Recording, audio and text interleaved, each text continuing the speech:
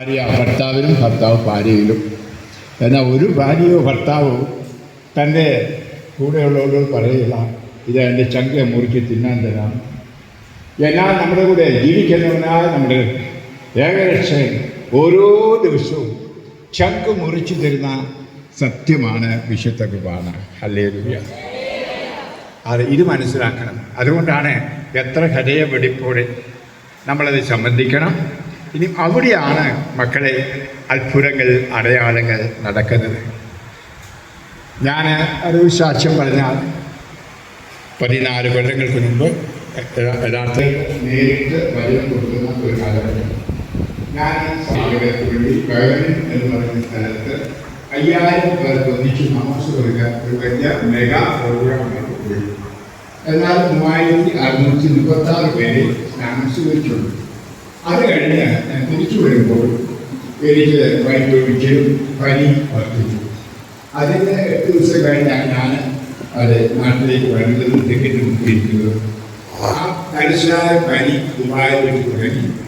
അതുപോലെ വൈകിട്ട് പെട്ടെന്ന് അതെ ഈ പറഞ്ഞപ്പോൾ ഞാൻ തളർന്ന് നേരത്തോട്ട് വീഴുന്നു. പെട്ടെന്ന് ആംബുലൻസ് വിളിച്ചു. ഡോക്ടർമാർ വന്നു. പരിശോധനയ്ക്ക് ഒരു കുഴപ്പമില്ല, അതുപോലെ ഹാർട്ടിന് കുഴപ്പമില്ല. എല്ലാവരും ആശുപത്രിയിലേക്ക് പോയി മതിയാവുന്ന ആംബുലൻസ് വിളിച്ചു. അവിടെ ചെന്നപ്പോൾ നമ്മൾ വളരെ വീട്ടിലേക്കാരൻ കാരണം വെള്ളക്കാരുടെ ആശുപത്രി. അപ്പോൾ അവർക്ക് അത്ര തൃപ്തിയൊന്നുമില്ല. അപ്പോൾ എനിക്ക് നടത്തുന്നില്ലെന്ന് കൂടുതൽ ആളുകൾ എത്ര വേണേലും തരാം. അപ്പോൾ ബാങ്കിലെ ക്രെഡിറ്റ് കാർഡ് കൊടുത്തു. എന്നാലും അവർ എന്നോട് നിഷ്പക്ഷതയായിരുന്നു. ഇതാണ് ആ സ്ത്രീയുടെ മകൻ ഒരു ഡോക്ടറാണ്.